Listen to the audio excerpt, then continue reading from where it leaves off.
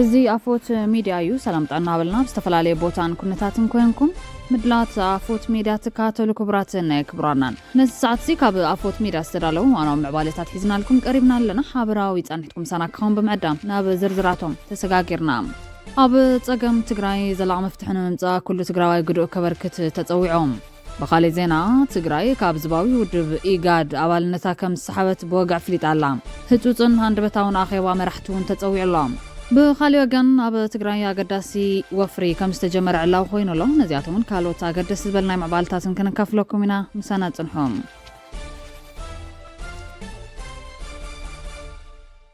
ኣብ 81 ወረዳታት ትግራይ ክታበት ሕማማል መሲ ፖሊዮ ከካይዲሉ ቢሮ ጥዕና ትግራይ ካብ 6 ክሳብ 9 ታሕሳስ 2018 ዓ.ም ኣብ 81 ወረዳታት ትግራይ ክታበት ሕማማል መሲ ፖሊዮ ከም ዘካየድ ቢሮ ጥዕና ትግራይ ኣፍሊጡ ዘሎ ተኸታበት ጊዜያዊ ምሕዳር ትግራይ ካብ ዝበፅሐለን 81 ወረዳታት ኣብ ተወሰኽቲ 3 ወረዳታት ጸለምትውን ነቲ ዘለህሉ ኩነታት በመገንዛብ ከም ዘካየድ ገሊጾም ሓላፊ እቲ ቢሮ ዶክተር አማኑኤል ሃይለ ብዛሃቦ መግለጺ እቲ ክታበት ንኹሎም ትሕቲ 5 ዓመት ህጻውንቲ ትግራይ ዝምልከት ኢሎም ኣብቲ ዝካየድ ወፍሪ ክታበት ሕማማል مسی پولیو لعل 1 میلیون هزار تقطعوا تلمكم ست حزقلي طملو اتي غزان غزا زغبار كتابت كلهم تحت 5 عامات هزاونتي كتابت حمام على المسي كرخبو كغباري كتاب حزز هون عينت كتابت زي وسد هزاونتن كتابت زقارصون هزاونتي አካለት ክታበት ኮኑ ጸዊዕሎም ኣብ አፈጣጥሮ ምን ተወለዱ ጸገም ዘሎም ህፃውንትን ድማ ተፈልዮም ናብ ማእከል ሕክምና ተወሲዶም ከም ዝሕከሙ ሓቢሮም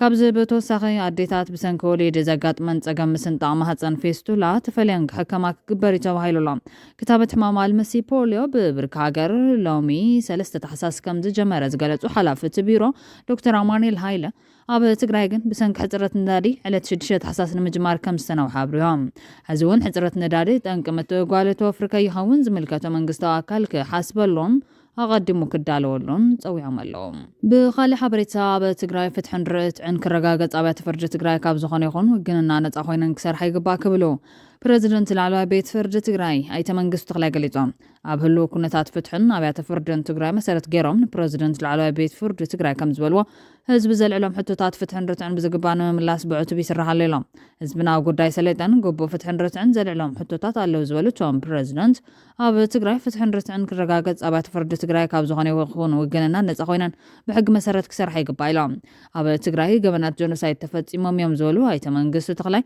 محبر سبع عالم نظام جونوسايد فتح ماكالات قبو فرد كبام هزب تقراي فتحن تحطات النتن كرقاقة زولونون حتي توم اللهم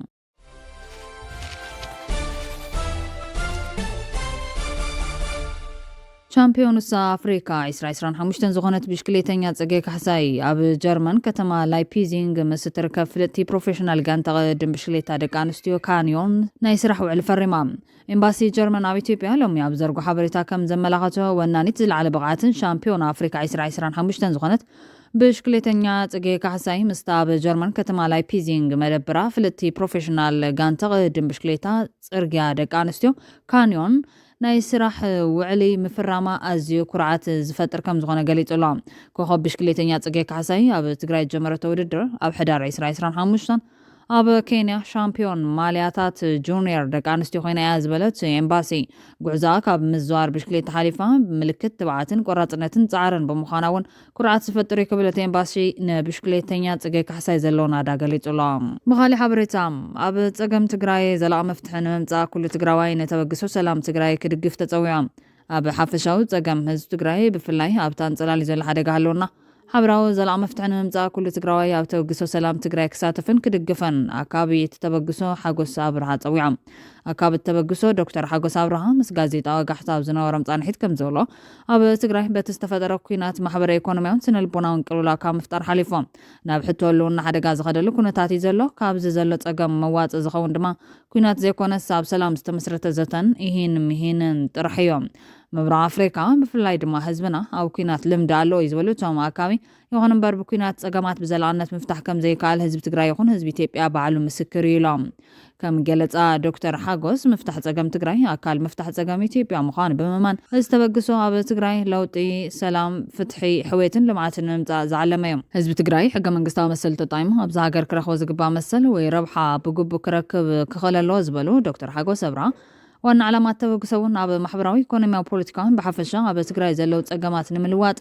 نزملكتهم أكالات دفيت مقواري لهم በዚ መሰረት ዝተፈናቀሉን ዝተሰደዱን ተጋሩ ናብ መረበቶም ክምለሱ ከምኡውን ኣብ ዝተፈላለዩ ከባቢታት ዝሃገር ዘሎ ተጋሩ ኣብ ዘለውሉ ብሰላም ንክነብሩ ሕስና ድሕነትን ክረኽቡ ከም ዘለዎም ብምሕባር እዚ ንክግበር ዝምልከቶም አካላት ድፊት ንምግባር እቲ ተበግሶ ከም ዝሰርሕ ኣረድዮም ኣሎም። ኩሉ ትግራዋይ ዲያስፖራ ሓዊሱ ኣፈላላይ ሓሳብ ዘይገድስ ዓበይቲ ሚድያታት ብምስለ ቀመር ወይ ድማ ቨርቹዋልን በአካልን ዝተዓደሙሉ መድረኻትን ኮንፈረንሳትን ዘተሰላም ኣብ አዲስ አበባ ምስተኻየደ ዝሓበሩቶም ኣካባቢ ተመሳሳሊ መድረኻት ብሰፊሕን ብዝተጠናኸረን ከም ዝቕፅል ተዛሪቦም። ቅድሚ እቲ ኩናት ዝነበሩ ኣፈላላይን ሕቶታትን ክንምለስ ኢና ብዝብል ዝተጋሩ ኩናት ብዙሕ ጉዳትን ብዙሕ ነገራትን ስኢና ኢና ዝበሉ እቶም ኣካባቢ ሕዚ ካልኣይን እቲ ኩናት ተጀሚርና ብዙሕ ነገር ክንስእን ኢና። ስለዚ ኣብ መላእ ዓለም ዝነብር ኩሉ ትግራዋይ ካብቲ ዝሓለፈ ኩናት ብምምሃር ሰላም ንክዓስል ግዶ ክዋፃእ ይግባእ ኢሎም። ብፍላይ ዲያስፖራ ትግራይ ፀገም ህዝቢ ትግራይ ተረድዩ ሓበራዊ መፍትሒ ንምምፃእ ተንፀላሊ ዘሎ ናይ ህልውና ሓደጋ ንምትራፍ ኣብ ዝተበግሶ ብምስታፍ ክሕግዝ ፀዊዖም ኣለዎም።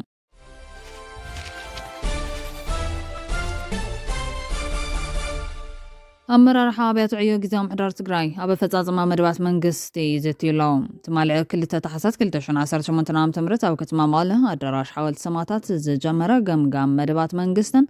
ቀጸልቲ ኣንፈታት ስራሕትን እቶም ኣመራርሓ ዘካይድዎ ዘተ ሎሚ እውን ቀጺሉ ኣሎ። እቲ መድረኽ ዘተን ገምጋምን ብፕረዚደንት ጊዜያዊ ምሕዳር ትግራይ ጀነራል ታደሰ ወረደ እናተመርሐ ዝቕጽል ዘሎ ኮይኑ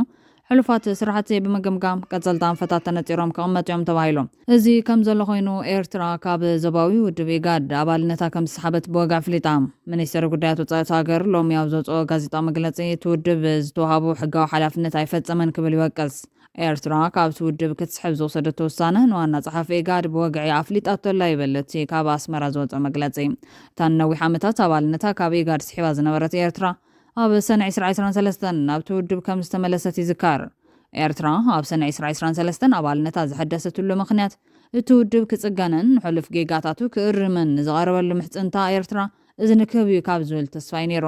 ዝሕዝን ግን ኢጋድ ካብ ዝተዋሃበ ሓላፍነት ብምውፃእ ኣገዳስነቱን መዝነቱን ኣብ ሓደጋ ምእታው ይቕጽል ኣሎ ይብል እቲ ኣብ መንግስታዊ ማዕኸናት ዜናት ሃገር ብቋንቋ እንግሊዝ ዝወፀ ጋዜጣዊ መግለፂት ሚኒስትሪ። ኣብ 1993 ናብቲ ዞባዊ ውድብ ዝተጸንበረስ ኤርትራ ኣብ 2007 ንህላው ወታደራት ኢትዮጵያ ኣብ ሶማልያ ብምቋምያ ኣባልነታ ደስኪላ ዝሓደሽ ስጉምቲ ምስሓብ ኣባልነት እውን ምስ ኢትዮጵያ ናብ ደግሲ ምትፍናን ኣትያትሎ ዘላትሉ እዋን ተወሲዱ ዘሎ። ብወገን ቤት ጽሕፈት ኢጋድ ግን ብዛዕባ ሓድሽ ውሳነ ኤርትራ ብወግዒ ዝተዋሃበ መግለፂ የለን። ዋና ጸሓፊ ናይቲ ውድብ ዝኾነ ወርቅነህ ገበዮ ሚኒስተር ጉዳያት ወጻኢ ኢትዮጵያ ዝነበረ ምዃኑ ይፍለጥ እዮም። ኣብ ፈለማ ወርሒ ለካቲት 2023 ፕረዚደንት ኢሳያስ ኣፈወርቂ ኣብ ናይሮቢ ኣብ ዝሃቦ ጋዜጣዊ መግለፂ ከም ዝበሎ ኤርትራ ናብቲ ውድብ ክትምለስ መራሒ ኬንያ ዊልያም ሩቶ ንዘቕረበሉ ጠለብ ብዛዕባ ሕቶ የለን ኢለ ክብል ከም ዝተቐበሎ ድሕሪ ምዝራቡ እያ ኣስመራ ብወግዒ ኣባልነት ሓዲሳ ነይራ። ዞባዊ ምውሃድ ንዝብል ሓሳብ ንምብርባር ናብ ኢጋድ ክንጽንበር ወይ ክንምለስ ኢና ዝበለት ፕረዚደንት ኣብ መንጎ ክልቴን ሃገራት ዘሎ ምትሕጋዝ ብዘይውህድ ዞባ ክዕወት ከም ዘይኽእል ሽዑ ገሊጹ ምንባር እውን ይዝካር። ሓድሽ ምህዞ የለን ዳግማይ ምህዞ ኣይኮነን እንምህዞ ሓድሽ ነገር የለን ዝሰርሕ ሓቀኛ ዞባዊ ውድብ ክህልወና ኣዝዩ ኣገዳሲ ስለዝኾነ ንኢጋድ ምብርባር ብሽም ህዝብታት ቀርኒ ኣፍሪካ ንገብሮ ግዴታና እዩ። ኣብቲ ንጋዜጠኛታት ዛዊ መብርሂ ንዓኹምን ኣብዚ ዞባ ዘሎ ኩሉን ከነረጋግጸልኩም እንደሊ ነገር ደጊም ከምቲ ናይ ቅድሚ ሕዚ ኣይኮነን ኢሉ ተኾነ ግን እዚ ሓድሽ ስጉምቲ ደግሲ ናይቲ ናይ ቀደም ኮይኑ ኣሎ። ኤርትራ ኣብ 1993 ብወግዒ ናጽነታ ድሕሪ መዋጃ ፕረዚደንት ኢሳያስ ነቲ ኣብ ምግታእ ድርቅን ወራር እስላም በጣን ተሓፂሩ ዝነበረ ውድብ ኣብ ምብርባር ምስ ቀዳማይ ሚኒስትር ኢትዮጵያ ነበር ነብሴር መለስ ዜናዊ ብምትሕባር ዓብይ ተራ ከም ዝነበረ ይግለጹ እዮም። መንግስቲ ኤርትራ ብፍላይ ፕረዚደንት ኢሳያስ ዲፕሎማስያዊ ዝምድና ብምብታኽ ህቡኽ ስጉምቲ ብምውሳድ ንረብሓታት ሃገር ከም ዝሃሰዮ ብዙሓት ኤርትራውያን ዲፕሎማስኛታት ነበር ክወቕሱ ጸኒሖም እዮም። ኣስመራ ብተመሳሳሊ ምኽንያት ካብ ኣፍሪካዊ ሕብረት ኣባልነት ኣሰሓበትሉ ሓያል ዓመታት ከም ዝነበረ እውን ይዝካር። ቀንዲ ቤት ጽሕፈት ኢጋድ ኣብ ርእሰ ከተማ ጅቡቲ ኮይኑ ኣብቲ ሃገር ዝርከቡ ኣምባሳደራት ኣባል ሃገራት ዘቐምዎ ኮሚቴ ሓደ ካብ ኣካላት እቲ ውድብ ምዃኑ ይፍለጥ እዮም። ኤርትራ ምስ ጅቡቲ ዘለዋ ዲፕሎማስያዊ ዝምድና ብሰንኪ ኣብ 2008 ዝተወልዐ ደባዊ ግጭት ናብ ንቡር ኣይተመለሰን። ኣብ 2018 ብመንጎኝነት ኢትዮጵያን ስዑድ ዓረብን ዝተወሰደ ንኽልቴን ሃገራት ናይ ምቅርራብ ተበግሶ እውን ኣይተዓወተን።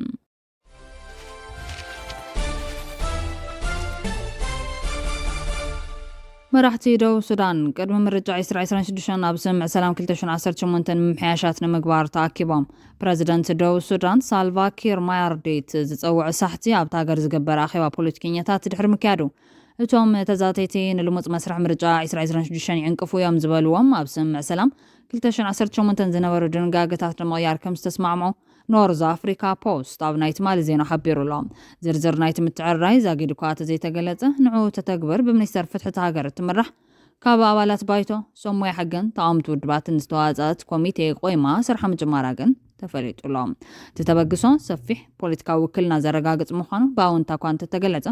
ኣብ ምቕያር ድንጋጌታት ግን መንፈስ ናይ ስምምዕ ሰላም 2018 ከይጠፍእ ብቐንዱ ተቓናቓኒ ሳልቫኪር ዝኾነ ማሻር ዝምርሑ ተቃውምቲ ዝርከብዎም ጉጅለታት ድማ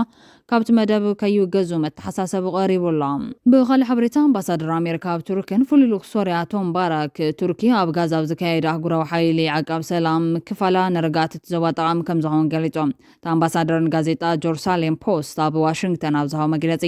ኣንካራ ኣብቲ ጥምረት ምክፋላነት ኣብቲ ስምምዕ ተሳሒቡ ዘሎ መስርሕ ምቁራፅ ተኽሲ ንምሕያል ከም ዝሕግዝ ገሊፆም።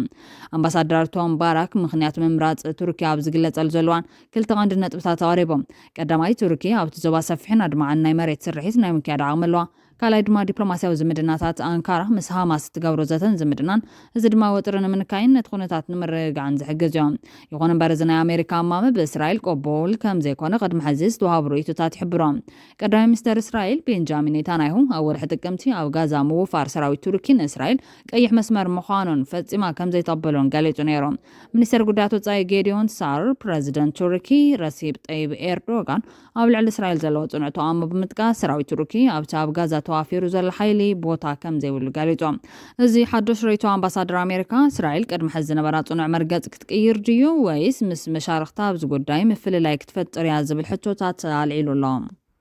ክብራትን ክብራንን ቤተሰብ ኣፎት ሚድያ ነሰዓት ዝተዋደዱ ሃናዊ ምዕባለታት ኣቅሪብና ከንቢትና ስለተከታተሉና ነመስግን። ላይክ፣ ሼር፣ ሰብስክራይብ ምግባር ቤተሰብ ኣፎት ሚድያ ኾኑ ዘሰናዩ ንምነ